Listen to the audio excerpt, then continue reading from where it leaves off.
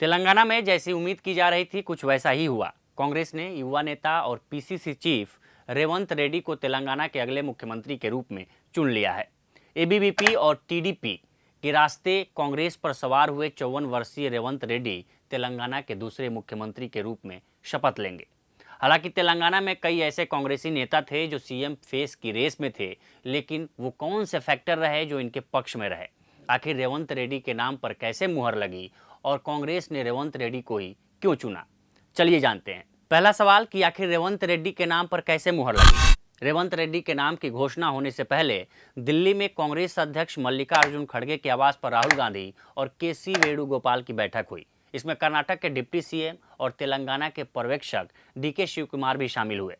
शिव कुमार हैदराबाद से विधायकों की राय शुमारी करके दिल्ली पहुंचे थे और उन्होंने अपनी रिपोर्ट कांग्रेस हाईकमान को सौंपी थी, जिसके बाद रेवंत रेड्डी के नाम पर मुहर लगी। अब दूसरा सवाल है कि कांग्रेस ने रेवंत रेड्डी को ही क्यों चुना? रेड्डी को राज्य का मुखिया बनाने के पीछे कई फैक्टर हैं जो उनके कुर्सी पर काबिज होने के लिए अहम साबित हुए। अब जान लेते हैं कि उनके पक्ष में कौन से फैक्टर गए। पहला फैक्टर, संगठन को मजबूत करने का श्रेय। तेलंगाना गठन के बाद से ये पहला मौका है जब कांग्रेस राज्य के सिंहासन तक पहुंची है। इससे पहले हुए 2 चुनावों में बीआरएस, तब की टीआरएस, सत्ता पर काबिज रहने में सफल रही।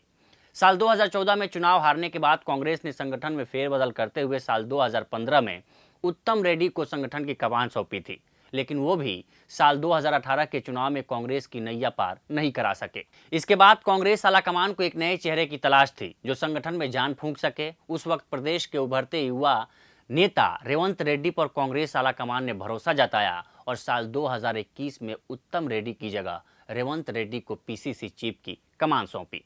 रेवंत ने प्रदेश की कमान संभालने के बाद केसीआर सरकार के खिलाफ अग्रेसिव मोड में राजनीति शुरू की। संगठन स्तर पर बदलाव किए, नए चेहरों को मौका दिया।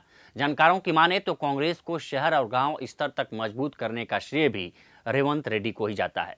अब दूसरा फैक्टर जान लेते हैं, युवाओं के बीच लोकप्रियता। रेवंत रेड्डी के राज्याभिषेक के पीछे युवा होना एक बड़ी वजह है। युवाओं के बीच लोकप्रियता रेवंत रेड्डी की बड़ी ताकत मानी जाती है।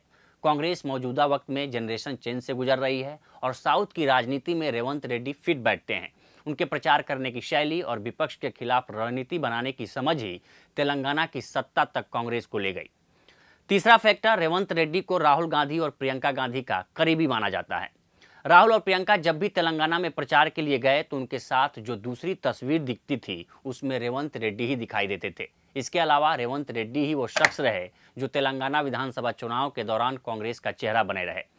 इस बात से भी अंदाजा लगाया जा सकता है कि जब साल 2018 के विधानसभा चुनाव में रेवंत हारे तो कांग्रेस ने उन पर भरोसा जताते हुए साल 2019 के लोकसभा चुनाव में मल्काजगिरी से टिकट दिया और उन्हें जीत भी हासिल हुई। चौथा फैक्टर, कास्ट पॉलिटिक्स में फिट। दरअसल रेड्डी के कुर्सी तक पहुंचने में उनकी जाति भी काफी अहम रही।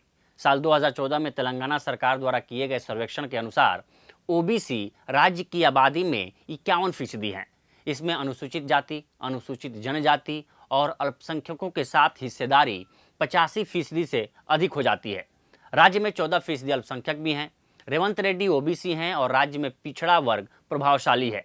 रेड्डी जाति की आबादी प्रदेश में लगभग 5% है, बाकी 10-11% कप्पस हैं।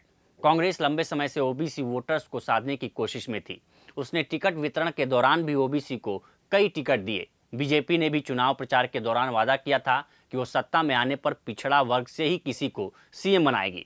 केसीआर भी अपने कार्यकाल में ओबीसी नेताओं को हैदराबाद से दिल्ली तक जमकर प्रतिनिधित्व दिया है।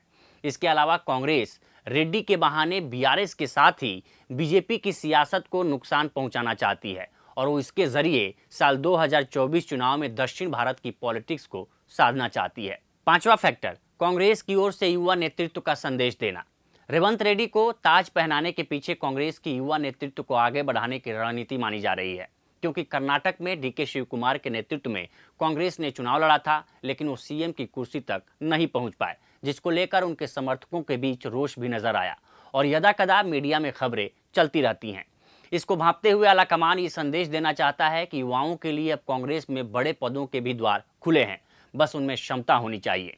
इसको लेकर कांग्रेस आने वाले चुनाव में रेवंत रेड्डी को युवाओं के बीच पेश कर सकती है। हालांकि रेवंत रेड्डी को लेकर वहां के पुराने कांग्रेसी नेताओं ने सीएम चेहरे पर सवाल उठाए कि वो एबीवीपी और बीजेपी की विचारधारा से आते हैं। बावजूद कांग्रेस आलाकमान ने एक उदाहरण पेश किया है कि कांग्रेस में सबका स्वागत है। और अब छठा फैक्टर, आंध्र प्रदेश के विधानसभा चुनाव में बढ़त की कोशिश। कांग्रेस रेवंत रेड्डी के बहाने आंध्र प्रदेश में भी अपने पांव मजबूत करना चाहती है, क्योंकि वो एबीपी और टीडीपी से आए हैं। ऐसे में दोनों की पॉलिटिक्स को बखूबी समझते हैं। रेड्डी को आगे कर कांग्रेस आंध्र प्रदेश के चुनाव में टीडीपी को कमजोर करना चाहती है, जिससे वो वाईएसआर जगन मोहन रेड्डी का मुकाबला कर सके।